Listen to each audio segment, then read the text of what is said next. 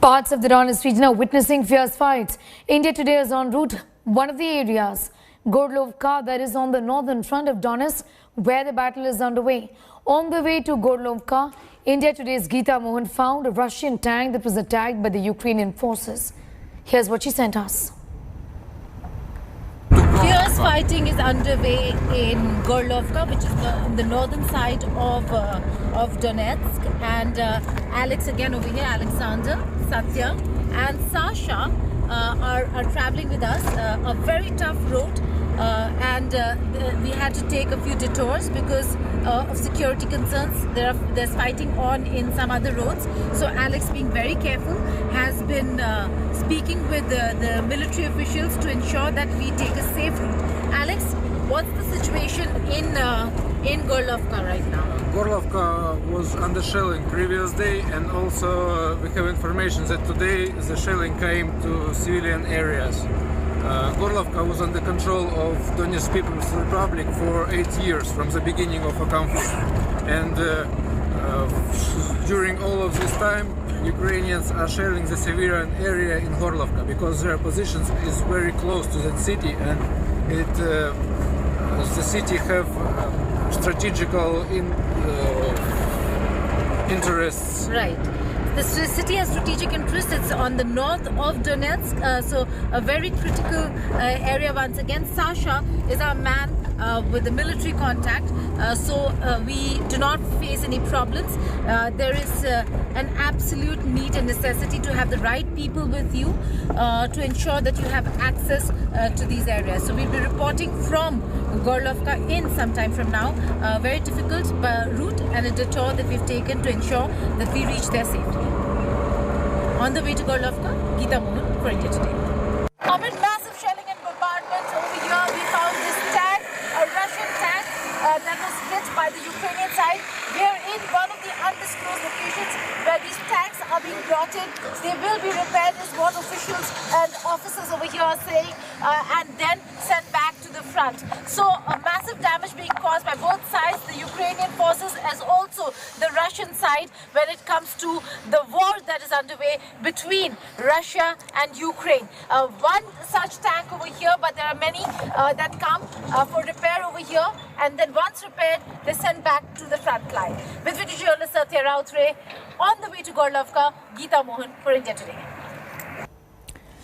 Attacks continue in the port city of Mariupol. While India Today's Geeta Mohan was reporting from the private city, she witnessed blasts very close to the spot and had to move from the location to take shelter. In spite of the shelling, some locals continue to stay back to defend their country. Take a look. You, Mariupol, why? Kiev, Rus, why not? Отойдите, отойдите, отойдите!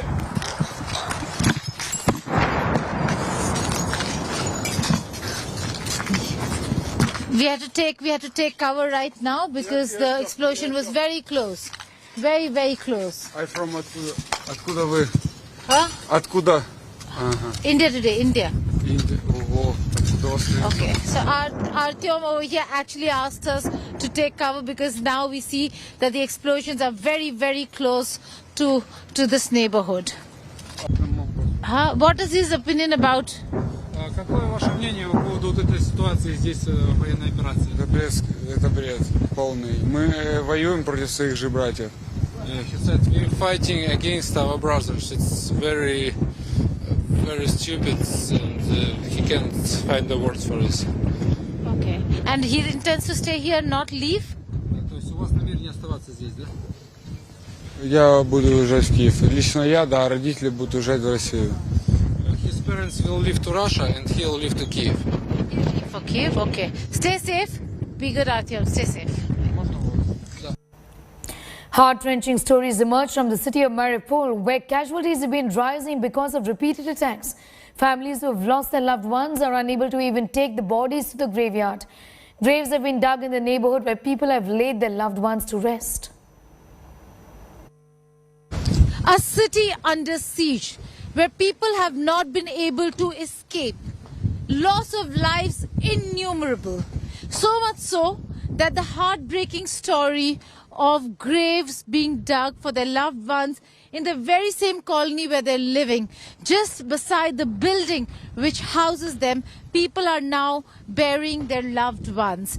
That's how difficult life here in Mariupol is for people who either decided to stay back or have not managed to flee the city of Mariupol. With duty journalist Satya Rautre in Mariupol, Geeta Mohan for India Today. Across the city of Mariupol, the Ukrainian forces have placed sea mines, the purpose of which is still unknown. Take a look at this report. These are naval mines, or what they call sea mines, that Ukrainian side has left in many parts of Mariupol.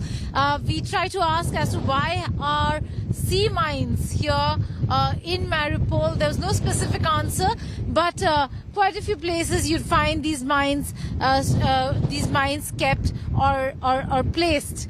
What the purpose is or what the Ukrainians were planning to do with them, still unknown. With video journalist Satya Rautre in Mariupol, Geeta Mohan for India Today. As talks between Russia and Ukraine delegation are expected to resume today, Ukrainian President Zelensky is wary of Russia's peace pledge. Zelensky said signals from the peace talks are positive, but these signals do not silence the explosion of Russian shells.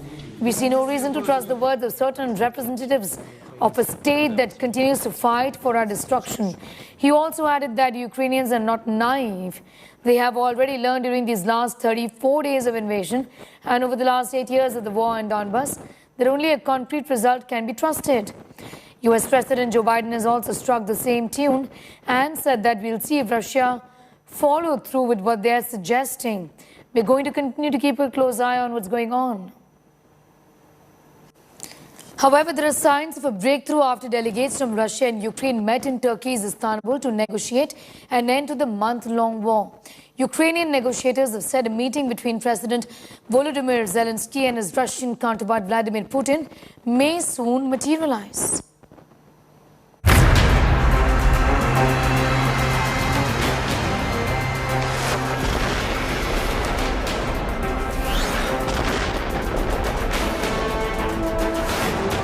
"34 days of bloodshed later, first signs of a thaw." After several unsuccessful rounds of talks between Russia and Ukraine, the two countries have finally made some significant headway in their latest negotiations in Istanbul. Russia has promised to scale down attacks on Ukraine. In a significant concession by Moscow, the Russian military will also cut back military operations in capital city Kyiv and the northern city of Chernihiv. Movement of some Russian troops away from Kyiv is confirmed, but should be viewed only as redeployment, an anonymous US official has told news agency Reuters. The first act of de-escalation by Russia is aimed at increasing trust in talks aimed at ending the conflict. Due to the fact that the talks about the Treaty on Neutrality and nuclear-free status of Ukraine and on providing security guarantees for Ukraine are moving to a practical phase, and taking into account all the principles discussed today, Russian Defense Ministry, in order to increase mutual trust and create the necessary conditions for further negotiations.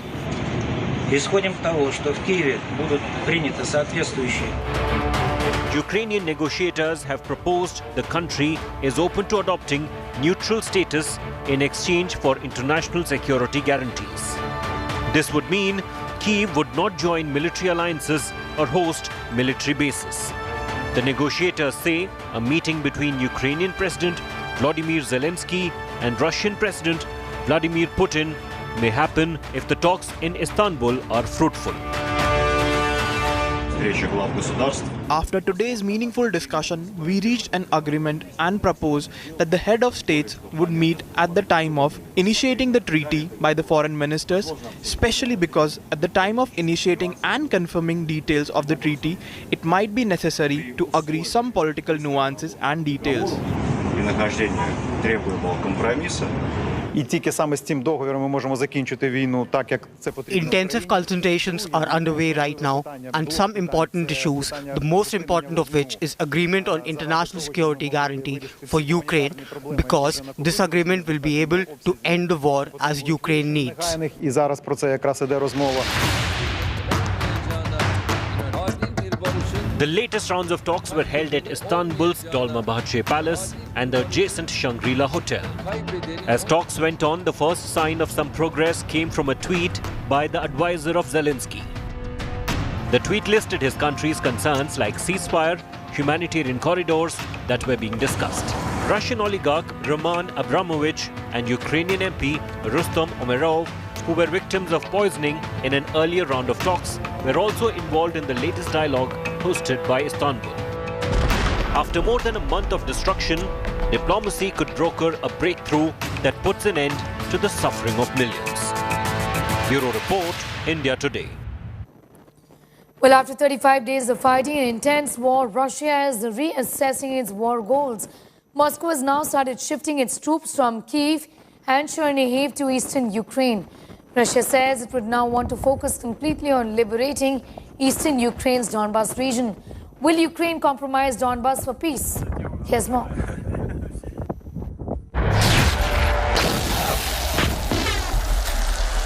After a month of intense fighting,